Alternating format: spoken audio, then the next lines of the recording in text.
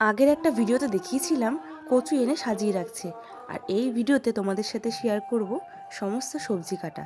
বিকেল গড়িয়ে সন্ধ্যা হয়ে গেল, রাস্তার ধারে বসে আমরা সবাই সবজি কাটছি, আর মাঠের মধ্যে হচ্ছে গোপালের সংকীর্তন। আমার বসতে একটু দেরিই হয়ে গেল, ঘরের সন্ধ্যা পূজা সেরে তারপরে এসে বসেছি। অনেক কচু ছাড়াতে লাগবে অনেক সময়। অর্ধেকটা কাটা হয়েছে, আরও অর্ধেক এখনও রয়েছে, জানি না কখন শেষ হবে।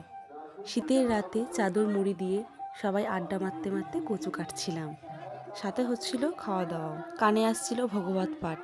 শীতের রাতে চা ছাড়া তো চলেই না, তাই একবার দিয়েছে লিকার চা, একবার দিয়েছে দুধ চা, সাথে বিস্কুট আর দুটো করে সিঙ্গারা। বেশ জমে গেছিল সন্ধ্যাটা।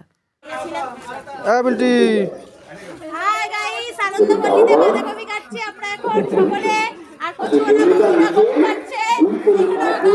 এই কথাটা শুনে আর হয়তো তোমাদের বুঝতে বাকি নেই আমরা কত আনন্দ সহকারে কাজ করছিলাম। সবার মুখে ছিল হাসি আর প্রসন্নতা, সবাই মন দিয়ে আনন্দ সহকারে কাজ করছিলাম।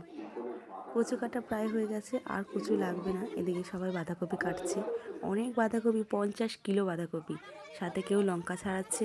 এরপর শুরু হবে আলু কাটা, ফুলকপি কাটা, লাউ ছোলা, মানে কি বলবো, এলাহি ব্যাপার। কচু কাটা কমপ্লিট, আমরা এদিকে আলু ছুলছি, আর আমার দেওর দেখো পুরো মেশিনের মতন করে আদা ছাড়াচ্ছে। ওর হাতে স্পিডের কোনো তুলনাই হবে না। কীর্তনের আসর পুরো জমে গেছে, তাই আর সবজি কাটতে মন চাইছে না। এখন উঠে যাব একটু কীর্তনের সামনে গিয়ে নাম কীর্তন শুনতে।